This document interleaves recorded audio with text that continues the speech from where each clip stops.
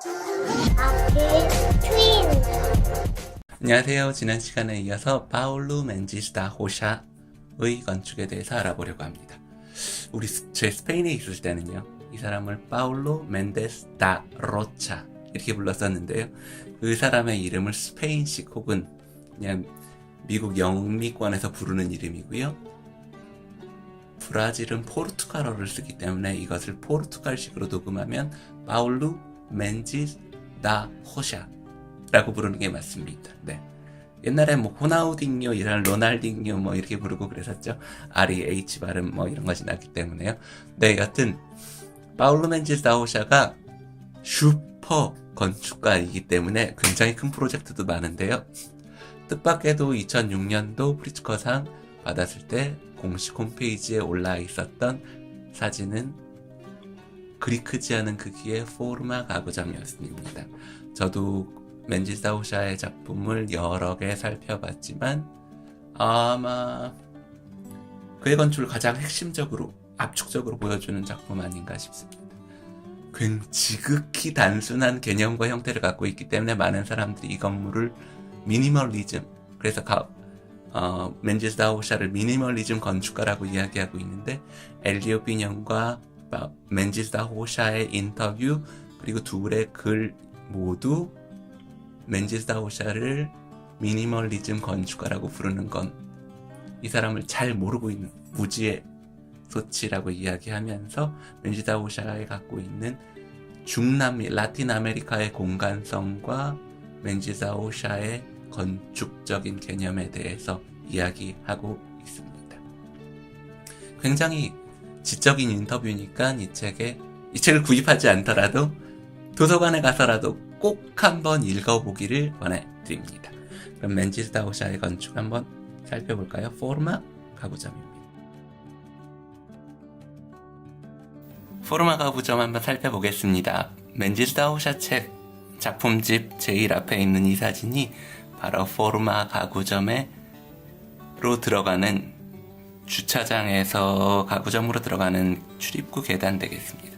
굉장히 특별하죠?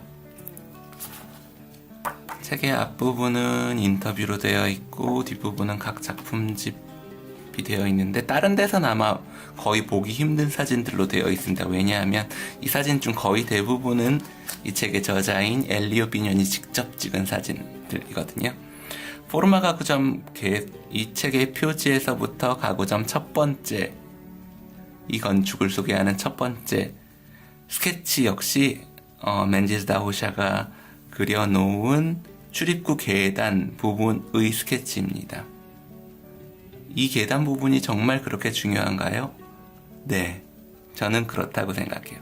멘지스 다 호샤라는 사람은 특별한 형태나 개념을 아주 강조하는 그런 사람이 아니고요. 이 사람은 자기가 처음 가졌었던 생각을 끝까지 끌고 가는 사람인데요. 끝까지 끌고 가는 그 상세함, 그것으로 아무 끝장을 보는 건축가라고 할 수 있을 겁니다. 이 계단에 대해서 조금 더 이야기해 볼 기회가 있겠죠? 네. 포르마 가구점을 소개하는 사진 중에 가장 유명한 사진이 아마 넬슨 콘이 찍은 이 사진일 거예요. 프리츠커 홈페이지에 올라있는 것도 이 사진이고요. 이 계단을 보자면 거대한 직사각형 박스 밑에 대지와 이 건물을 연결하고 있는 유일한 부분이 그 계단입니다. 평면을 먼저 살펴볼까요? 평면으로 보자면 이 건축물은 3층 건물이라고 할 수 있습니다. 지하 아니죠. 지상층은 주차장으로 사용하고 있고요.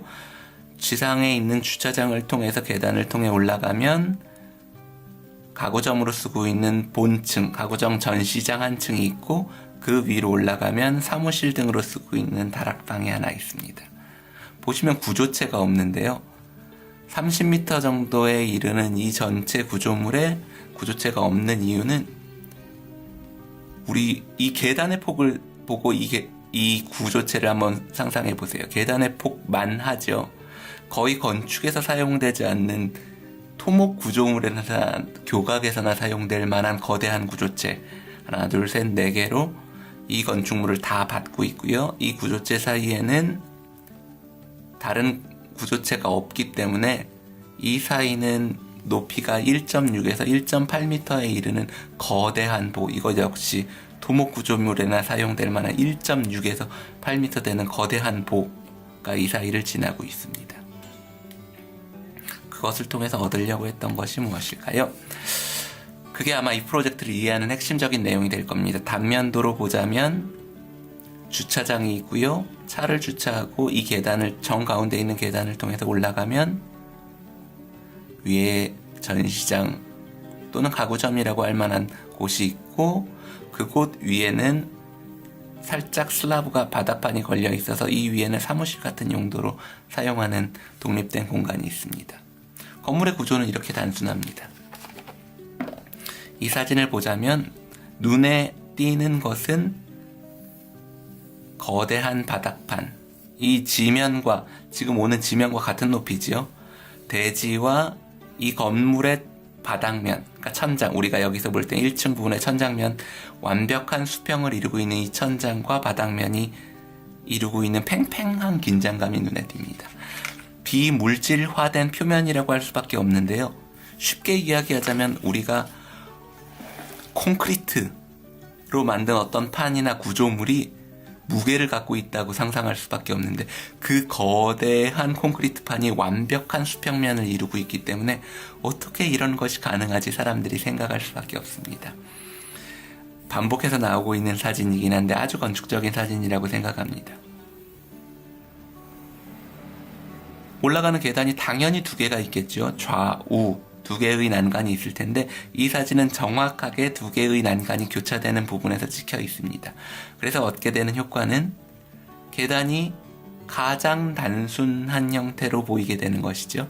가장 단순한 형태로 보이는 이 장면에서 바닥면과 지붕의 팽팽한 평면 두 개가 이루고 있는 긴장감이 아마 이 프로젝트를 이루고 있는 핵심적인 장치, 건축적 장치라고 할 수 있습니다.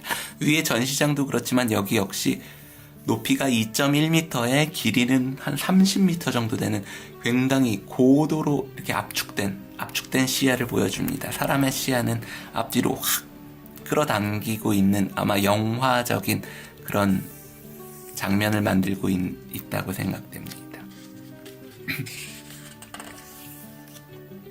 그런데 이 계단 사진이 왜 이렇게 많이 나오고 있고 설명이 많이 되고 있느냐면 굉장히 신기한 계단이에요. 아마 이 계단만 이해하면 이 건물을 전체적인 이해를 하고 있다고 생각하시면 될 겁니다. 이게 아주 굉장히 중요한 단면도인데요. 볼까요? 사진 먼저 보는 게 좋겠네요. 앞으로 돌아가서 사진을 보자면 맨지스타우샤, 이 건물은 위치가 나와 있는데요. 상파울로의 아베니다 어디라고 되어 있죠. 아베니다라는 것은 대로입니다. 맨지스타우샤가 인터뷰에서 말하고 있는 것처럼 이 포르마 가구점은 상파울로에서 이미 64년도에 50년 이상 되었었던 가구점이고요. 여기 전시되어 있는 가구들은 르코르비제, 미스, 임스 이런 사람들이 만든 근대적인 가치를 담고 있는 최고의 가구들을 팔고 있는 곳입니다. 맨지스타우샤는 본인이 말하기를 이곳은 단순히 그냥 동네에 돌아다니는 사람들에게 가구를 팔기 위한 가구점이 아니라 이 산파울로라는 이 지역의 최고의 가구를 모아놓은 가구 전시장이자 박물관, 그리고 동시에 미스나 르코르비제 임스의 가구 디자인에 견주어서 떨어지지 않는 아름다움과 우아함을 갖추고 있어야지 될 거라고 설명합니다. 그러면서 이야기하기를 이 앞에 대로는 고속화도로거든요. 상당히 빠른 속도로 지나가는 차들이 어떻게 하면 이 가구 본연에 집중할 수 있을까? 가구 자체가 이 건물의 주인공이 될 수 있을까를 상정합니다. 그것을 개념으로 상정하죠. 그러다 보니까 가구를 눈에 보이고 싶어 했는데 바깥에서 이 가구가 지나가는 사람이나 자동차에 가리지 않고 보이기 위해서는 최대한 높이를 낮추었어야 했거든요. 물론 1층에 하면 여러 가지 다른 지나가는 차들이나 사람들에 가려서 이 가구가 제대로 보이지 않겠죠? 2층 정도 높이에 만약에 이 지금 전시되는 전시창의 높이가 3층, 4층으로 올라간다면 이 높이가 3, 40cm에 불과한 이 소파들을 전체 모습을 관람할 수 없겠죠. 그렇다면 이제 건축가 맨지스다 호샤에게 주어진 해결해야지 되는, 이 프로젝트 해결해야 되는 점은 법에서 허용하는 최소한의 높이를 띄운 채 그곳에서 바로 가구 전시가 되어야 한다는 점이었습니다. 그래서 맨지스다 호샤는 인터뷰에 말하기를 상파울로 도시계획법이 허용하는 최소한의 높이, 1층 부분의 주차장 높이가 2.1m라고 합니다. 2.1m 높이에서부터 시작하는 가구 전시장을 생각했어요. 그리고 그 전시장이 근대적인 가치, 여기서 팔고 있는 모던한 가구들과 같이 무게감이 없고 앞뒤로 상호 소통하고 이런 교류되는 열려있는 공간감을 담기 위한 건축, 무게감이 없는 건축을 생각했습니다. 무게감이 없는 건축을 한번 생각해 볼까요? 이 30m 전체 길이, 이건 물론 종단면도라서 30m가 아니긴 한데 이 건물 끝에서 끝에까지 단 하나의 구조체도 없이 붕 떠있는 수평면을 상정합니다. 그 수평면을 만드는 것이 쉬운 일이 아니에요. 왜냐하면 30m를 가기 위해서는 단면으로 보자면 약 1.6m에서 8m 정도 되는 높이의 보가 필요했거든요. 이 보 자체가 바깥으로 드러난다면 이 바닥면은 완벽한 수평면이 될 수가 없습니다.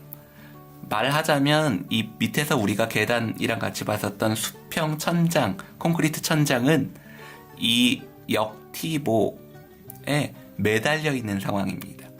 이 앞에 부분을 보실까요?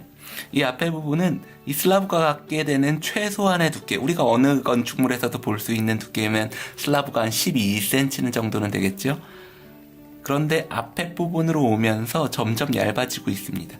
이 바깥에 있는 유리창과 이 슬라브가 만나는 부분을 보세요. 우리가 모형을 만들 때처럼 V컷을 하고 있습니다. 그래서 이 건축물은 이 앞에서 보면 건축물, 이 바닥면에 두께가 보이지 않는 건축물이고요. 구조체도 눈에 보이지 않는 아주 가볍고 경쾌한 구조물로 완성되었습니다.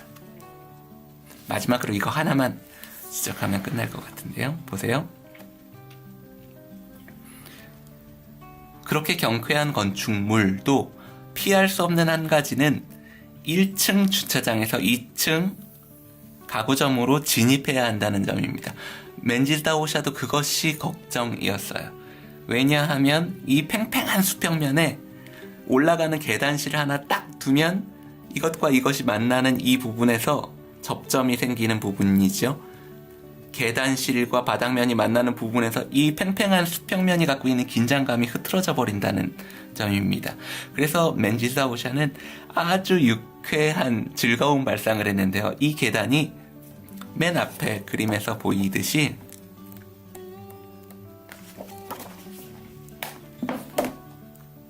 가운데 힌지를 두고 이렇게 돌아가서 접힐 수 있는 계단을 상상했습니다. 지금은 여기 계단이 보이지만 저녁에 가구점이 문을 닫게 된다면 보안상의 문제라도 문을 닫아야 하는데요.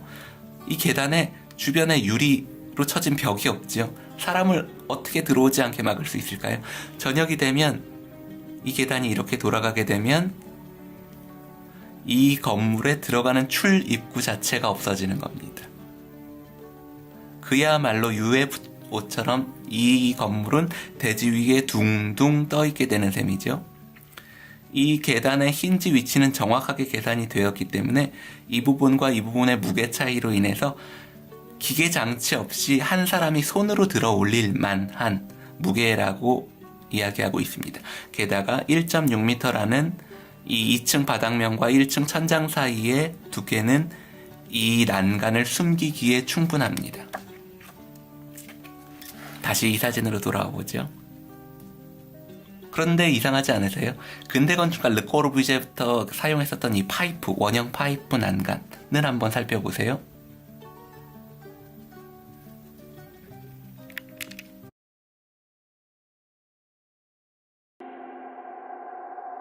앞에 트윈